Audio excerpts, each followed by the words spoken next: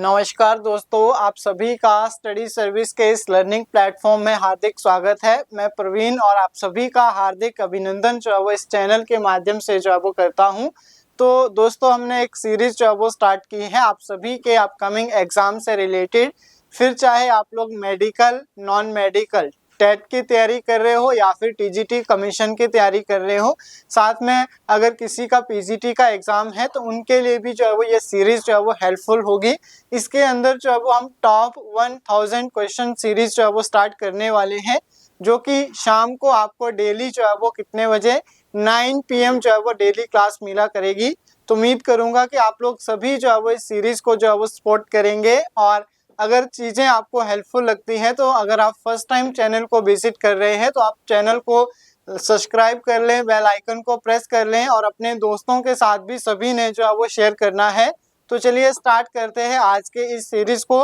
आज हम जो है वो टॉप 15 क्वेश्चन जो है वो डिस्कस करेंगे और धीरे धीरे हम चीज़ों को नेक्स्ट लेवल तक लेकर जाएंगे।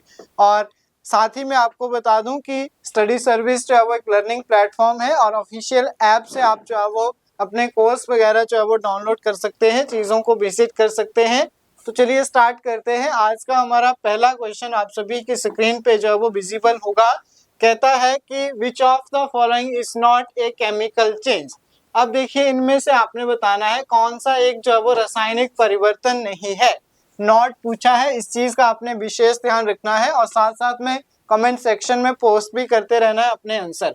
तो सबसे पहले देखो, केमिकल चेंज और फिजिकल चेंज क्या होता है मैं आपको बता देता हूँ। सिंपल सा आप कैसे याद रखेंगे कि केमिकल चेंज एक ऐसा चेंज होता है जिसके अंदर जो है वो प्रोसेस क्या होता है, इरिवर्सिबल होता है और सब्सटेंस जो है वो new substance are formed. For example, जैसे कि आप एक कागज के टुकड़े को जलाते हैं तो उसकी राख बन जाती है, ऐश बन जाती है और लाइट चली जाती है।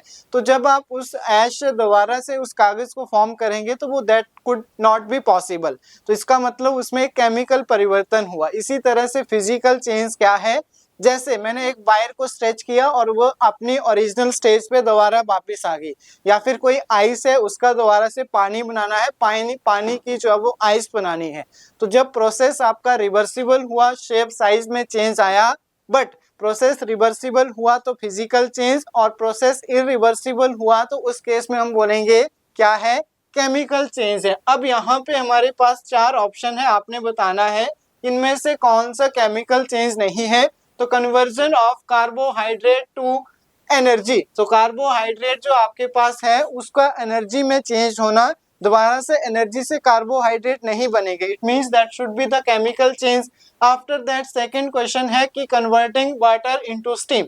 जब आप वाटर का जो है वो स्टीम में परिवर्तन करते हैं, स्टीम से दोबारा वापस आएंगे तो पानी जो है वो बन जाएगा। तो इसको हम बोलेंगे एक क्या है, फिजिकल चेंज है। इसके अलावा दूध का जो है वो कर्ड, जो आपके पास कर्ड है उसकी जो है वो दूध का बनना, तो आपके पास जो है वो क्या है, एक बार दूध की जो है वो दही बन जाती है या फिर जो है वो मिल्क जो है वो उसकी दही बन जाती है, तो दोबारा से उस दही का हम मिल्क नहीं बनाते हैं, तो बना सकते हैं। तो हम क्या बोलेंगे, that should be also the chemical change. और heating of coal is also an a chemical change, क्योंकि कोल को जब जलाएंगे एनर्जी फॉर्म होगी तो दोबारा से उस एनर्जी से कोल फॉर्म नहीं किया जा सकता है।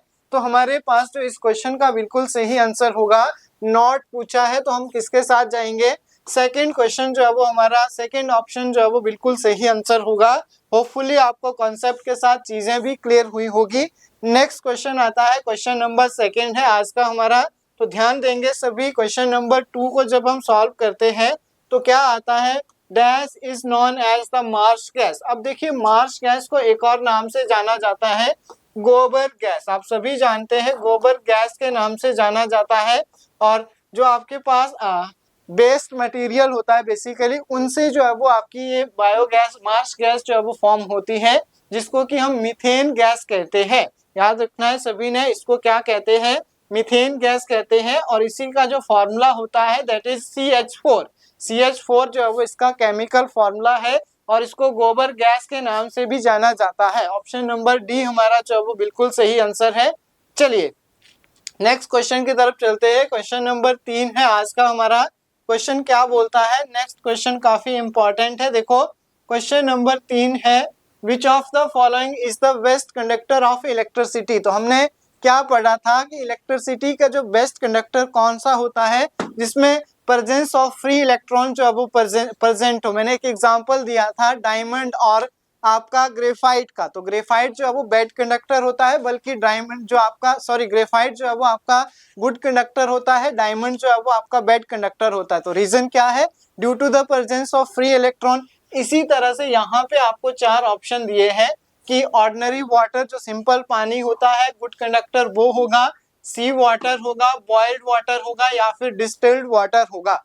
तो सभी को पता है जहां पे आयंस की प्रेजेंस होगी वो आपका कहाँ पे होगा, NaCl कहाँ पे प्रेजेंट होता है। आप सभी जानते हैं सी लेवल्स का जो आपके पास वाटर होता है, समुद्र का जो पानी होता है उसके अंदर नमक जो है वो पाया जाता है। नमक पाया जाता है तो आयंस होंगे तो इजीली फ्लो ऑफ करंट होगा। फ्लो ऑफ करंट होगा तो हम क्या बोलेंगे कि हमारा जो सी वाटर है that should be the best conductor of electricity, heat as well as electricity we can say. तो हम इलेक्ट्रिसिटी का बेस्ट कंडक्टर जो है वो वाटर की सी वाटर को जो है वो बोल सकते हैं। तो ऑप्शन नंबर 2 यहाँ पे हमारा बिल्कुल सही आंसर होगा। साथ साथ में आप वीडियो को लाइक शेयर भी करते रहना अपने दोस्तों के साथ।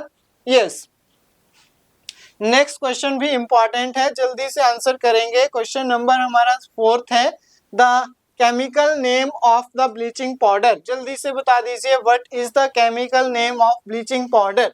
4 नंबर का क्वेश्चन है, जल्दी से पिन करना है अपना आंसर चैट ऑप्शन में। और ब्लीचिंग पाउडर आप सभी घरों में यूज करते हैं। पानी के अंदर जो आपके पास अनप्लीजेंट जो आपके पास पार्टिकल होते हैं उनको, कीटनाशकों को खत्म करने के लिए। तो जल्दी से बताएंगे क्या इसमें सही आंसर होगा। कैल्शियम ऑक्साइड है, सोडियम हाइड्रोजन कार्बोनेट है, सोडियम बाइकार्बोनेट या फिर कैल्शियम ऑक्सीक्लोराइड। तो हमने एक फॉर्मूला पढ़ा था CaOCl2। अगर आपको याद हो CaOCl2 ये आपका जो फॉर्मूला आता है that is the formula of bleaching powder. और इसको हम किस नाम से जानते हैं? तो इसको जानते हैं हम कैल्शियम, ऑक्सीजन है तो ऑक्सी और क्लोराइड है तो क्लोरीन या फिर क्लोराइड हम बोल सकते हैं। तो ऑप्शन नंबर डी हमारा जो है वो बिल्कुल सही आंसर होगा। होपफुली आप सभी को सेशन जो है वो हेल्पफुल लग रहा होगा, चीजें हेल्पफुल लग रही है तो अपने दोस्तों के साथ भी और वीडियो को लाइक भी कर दें ताकि मोटिवेशन जो है वो बना रहे और नेक्स्ट डे के लिए और भी अच्छे से चीजें आप लोगों तक जो है वो पहुंचाई जाए। तो नेक्स्ट क्वेश्चन आता है हमारा, ये भी काफी इंपॉर्टेंट क्वेश्चन है, जल्दी से आंसर करना है। Which type of glass is used, कौन सा टाइप का ग्लास जो है वो यूज किया जाता है फॉर द फॉर्मेशन या फिर मेकिंग ग्लास रेनफोर्स प्लास्टिक। तो रेनफोर्स प्लास्टिक को फॉर्म करने के लिए आपने बताना है कि किस तरह का ग्लास जो है वो यूज किया जाता है। 4 ऑप्शन है, फाइबर है, क्वार्ट्ज है, फ्लिंट है या फिर आपके पास पेरेक्स ग्लास आता है। तो जल्दी से आंसर करेंगे किस तरह का ग्लास जो है वो हम यूज करते हैं। तो we should use fibre glass. याद रखना है हम किस तरह के ग्लास का यूज करते हैं, फाइबर ग्लास का जो है वो इसमें यूज किया जाता है।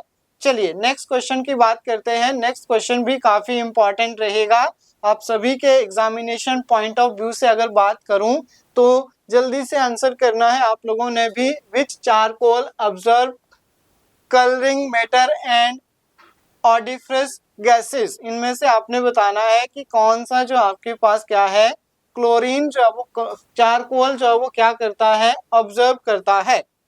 तो 4 ऑप्शन है, एक्टिवेटेड चारकोल है, एनिमल चारकोल है, वुडन चारकोल है या फिर ऑल ऑफ दीज। तो जल्दी से बता दीजिए क्या इसका सही आंसर होगा। तो आप सभी ने याद रखना है एनिमल जो आपका चारकोल होता है that observe the colouring matter and odiferous gases, इनको जो है वो ऑब्जर्व करते हैं कौन से, animal charcoal. Option number D हमारा जो है वो बिल्कुल सेकंड जो है वो इसमें राइट आंसर रहेगा। चलिए नेक्स्ट क्वेश्चन की बात करते हैं। Which of the following is are the isomers. तो जल्दी से बताइए पहले आइसोमर्स क्या होते हैं। तो आइसोमर्स होते हैं ऐसा जो है वो आपके पास कंपाउंड जिसका केमिकल फॉर्मूला और स्ट्रक्चरल फॉर्मूला, ठीक है, जो आपका केमिकल फॉर्मूला और स्ट्रक्चरल फॉर्मूला जो है वो दोनों सेम आते हैं, तो उसको आइसोमर्स बोलते हैं। अब इसमें से आपने बताना है इथेन और प्रोपेन। इथ में 3 कार्बन, प्रोप में 4 कार्बन, मिथ में 2 और मेटवेन है। प्रोपेन और प्रोपीन ये भी डबल बॉन्ड और ट्रिपल बॉन्ड की बात हो रही है, लेकिन ब्यूटेन C4H10 होता है। आप सभी जानते हैं C4H10 को हम क्या बोलते हैं, ब्यूटेन। और आइसोब्यूटेन की बात करें तो आइसोब्यूटेन मतलब N पार्टिकल ऑफ ब्यूटेन, तो C4H10 आ जाएगा। तो हम क्या बोल सकते हैं, ये जो आपके पास ब्यूटेन और आइसोब्यूटेन है, दीज बोथ आर आइसोमरिज्म या फिर आइसोमर ईच अदर। बहुत इंपॉर्टेंट है और बहुत बार पूछा जाता है, तो याद रखना है ये दोनों जो है वो क्या है, आपस में आइसोमर्स है। ऑप्शन नंबर डी हमारा जो है वो बिल्कुल सही आंसर होगा। यस, होपफुली आपको अच्छे से क्लियर हुआ होगा। चलिए नेक्स्ट क्वेश्चन की बात करते हैं, the permanent hardness of water. बहुत बार क्वेश्चन आता है टेम्पररी हार्डनेस और परमानेंट हार्डनेस से। आपने जो है वो परमानेंट हार्डनेस और टेम्पररी हार्डनेस वाला कॉन्सेप्ट जब आप क्या पढ़ते हैं, हाइड्रोजन एंड इट्स कंपाउंड पढ़ते हैं, तो उसके अंदर आपको करवाया जाता है। तो जल्दी से आप बताएंगे कि परमानेंट हार्डनेस ऑफ वाटर, ये बहुत इजी क्वेश्चन है, रिपीटेड फॉर्म में आता है। तो मैंने 3 ऑप्शन और ऑल ऑफ द दीज आप यहाँ पे दे रखा है। तो ये क्वेश्चन आप लोगों के लिए है चैट ऑप्शन में। जो जो वीडियो को देख रहा होगा आप लोगों के लिए क्वेश्चन है, आपने विद एक्सप्लेनेशन जो है वो एक्सप्लेन करना है, क्योंकि बहुत इजी है। परमानेंट हार्डनेस और टेम्परेरी हार्डनेस को आप एक्सप्लेन करिए और कमेंट सेक्शन में अपना आंसर जो है वो पोस्ट कर सकते हैं। ये क्वेश्चन आप लोगों के लिए है, मैं उम्मीद करूंगा कि आप सभी जो है वो इसका आंसर देंगे। यस, नेक्स्ट क्वेश्चन देखिए, ये भी काफी इंपॉर्टेंट क्वेश्चन बनता है, तो जल्दी से इसका आंसर दे दीजिए। Sulphur is not present in, तो क्या आंसर होगा, इनमें से सल्फर जो है वो आपका किसके अंदर जो है वो प्रेजेंट नहीं होगा। आयरन है, जिप्सम है, चारकोल है, या फिर आपके पास क्लोरापाइट्स है। जल्दी से बता दीजिए क्या आंसर आएगा इसका। क्लोरापेपिटाइट्स जो है वो आएगा, तो option number D. Option number D के अंदर हमारा क्या, सल्फर जो है वो प्रेजेंट नहीं होगा। आप सभी ने याद रखना है। चलिए अगले क्वेश्चन की बात करते हैं, तो ये भी मैंने आपको क्लास में करवा रखा है। क्वेश्चन इंपॉर्टेंट है, जल्दी से बताएंगे कि कौन सी gas is used in atomic research and radiotherapy. तो जल्दी से बता दीजिए कि आपकी जो आपका एटॉमिक रिसर्च है और साथ साथ में रेडियोथेरेपी है, उसके अंदर इनमें से कौन सी नोबल गैस या फिर कौन सी गैस जो है वो यूज की जाती है। 4 ऑप्शन है आपके पास। फर्स्ट है नियॉन, रेडॉन, प्रोपेन और जीनॉन। तो आपने याद रखना है उसके अंदर रेडियोथेरेपी के अंदर जो आपकी गैस यूज होती है दैट इज जीनॉन गैस जो है वो यूज होती है। ऑप्शन नंबर डी हमारा जो है वो बिल्कुल सही आंसर होगा। यस, नेक्स्ट देखिए, ये भी काफी इंपॉर्टेंट है, the most important ore of aluminium. तो आपको आता होगा कि एल्यूमिनियम की जो है वो क्या इंपॉर्टेंट ओर आपने बतानी है। बॉक्साइट है, कैलेमाइड है, कैलेसाइट है, या फिर ग्लेना। ग्लेना की अगर हम बात करें तो ये आपकी आती है पीवी लेड का ओर आता है। कैलेमाइन जो है वो जिंक का है। अब 2 बचते हैं, इनमें से आप आंसर करेंगे कि कौन सा आपका सही आंसर होगा। तो आपने याद रखना है कि bauxite Al2O3 2 molecules of water, ये आपका फॉर्मूला है बॉक्साइट का। और bauxite is the famous allotrope of aluminium. बहुत बार क्वेश्चन आता है, तो आपने याद रखना है बॉक्साइट जो है वो इसमें बिल्कुल सही आंसर हो जाएगा। चलिए अगले क्वेश्चन की बात करते हैं, ये भी शानदार क्वेश्चन है। The element present in the largest number of, तो आपने बताना है कि ऐसा कौन सा एलिमेंट है जिसमें largest number of rocks and minerals जो वो पाए जाते हैं। तो जल्दी से बता दीजिए कौन सा एलिमेंट है जिसके अंदर लार्ज अमाउंट में जो है वो क्या पाए जाते हैं, रॉक्स एंड मिनरल्स जो वो पाए जाते हैं। कार्बन, सिलिकॉन, हाइड्रोजन या फिर एल्यूमिनियम। तो अगर आपने अर्थ क्रस्ट पे रॉक्स एंड मिनरल की एग्जिस्टेंस पढ़ी होगी, एक टेबल जो है वो स्टडी किया होगा, तो वहां पे हमेशा बताया जाता है कि जो आपका सिलिकॉन है इसके अंदर जो है वो largest number of rocks and minerals जो है वो प्रेजेंट है। तो we can say silicon is your right answer. Option number B will be the correct answer for this particular question. चलिए अगले क्वेश्चन की बात करते हैं। An alloy is used in making heating elements for the electric heating device. तो आपने याद रखना है कि किस चीज का अलॉय मतलब उपधातु का उपयोग जो है वो किया जाता है for the formation of heating elements. जो आपका जैसे हीटर आप चला रहे हैं उसके अंदर जो हीटिंग एलिमेंट्स यूज करते हैं उसमें आपने बताना है किस धातु के अलॉय का जो है वो उपयोग करते हैं। जैसे क्वेश्चन पूछा जाता है कि बल्ब के फिलामेंट के अंदर जो फिलामेंट लगा होता है वो किसका होता है, तो वो टंगस्टन का होता है। सबसे हार्ड मेटल जिसका मेल्टिंग पॉइंट बॉइलिंग पॉइंट बहुत हाई रहता है, जिसकी वजह से टंगस्टन का फिलामेंट जो है वो लगा होता है। इसी तरह से हीटिंग एलिमेंट जो है वो आपका नाइक्रोम, याद रखना है सभी ने, उसमें नाइक्रोम्स की वायर्स जो है वो लगी होती है। तो ऑप्शन नंबर सी हमारा जो है वो बिल्कुल ठीक आंसर है। यस, आप लोग भी साथ साथ में आंसर देते रहना। नेक्स्ट देखिए, अलॉय से क्वेश्चन आता है और अलॉयज के बारे में आपको पता होना चाहिए। German silver is an alloy of. तो जर्मन सिल्वर के अंदर जो है वो आपने याद रखना है कोई सिल्वर नहीं होता है, इसके अंदर आता है जिंक, कॉपर एंड निकल। ठीक है, option number C zinc, copper and nickel जो है वो इसके अंदर आ जाएगा। तो ऑप्शन नंबर सी हमारा जो है वो करेक्ट आंसर रहेगा।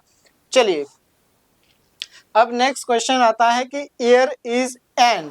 आपने एक्सप्लेन करना है कि जो आपकी एयर है, आपकी जो हवा है, ये एक क्या है, एक कंपाउंड है, एक एलिमेंट है, एक मिक्सचर्स है या फिर एक इलेक्ट्रोलाइट्स है। तो मैंने क्या कहा था स्टेट ऑफ मैटर में, जब मैंने आपको बताया था गैसेस का एग्जाम्पल का क्या मतलब होता है। जैसे कि आप सभी जानते हैं कि गैस का जो है वो ना तो शेप जो है वो डेफिनेट होती है, ना ही साइज जो है वो डेफिनेट होता है, ना ही वॉल्यूम जो है वो डेफिनेट होता है। बट अकॉर्डिंग टू कंटेनर उसको कंडेंस किया जा सकता है। बट स्टिल मैंने आपको एक एग्जांपल दिया था गैस का। मैंने कहा था vapour is the another name of gases. क्या बोला था?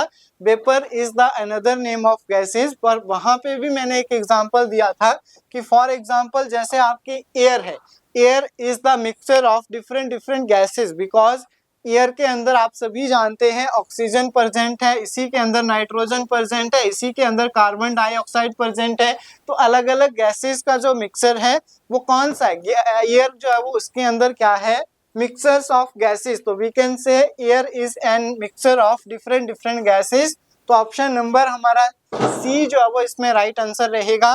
तो होपफुली आपको सारी चीजें जो है वो अच्छे से क्लियर हुई होगी। सेशन कैसा लगा है? अगर कोई क्वेश्चन आपको समझ नहीं आया होगा तो आप लोग कमेंट सेक्शन में जो है वो पोस्ट कर देना। और इस सीरीज के बारे में थोड़ा सा जो है वो आप कमेंट सेक्शन में ओवरव्यू देना कि कमेंट जो आपका सीरीज है वो कंटिन्यू की जाए। आपको सेशन कैसा लगा? अगर चीज़ें हेल्पफुल लगती है तो अपने दोस्तों के साथ शेयर करें।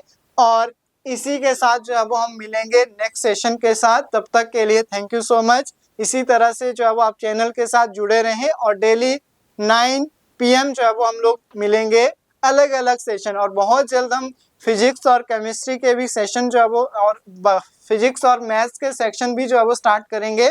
बट आप लोगों का पॉजिटिव रिस्पॉन्स भी चीज़ों को डिपेंड करेगा कि आप कितना इंटरेस्ट इन चीज़ों को लेकर दिखाते हैं और किस तरह का ओवरव्यू रहता है। तो मिलेंगे नेक्स्ट क्लास में।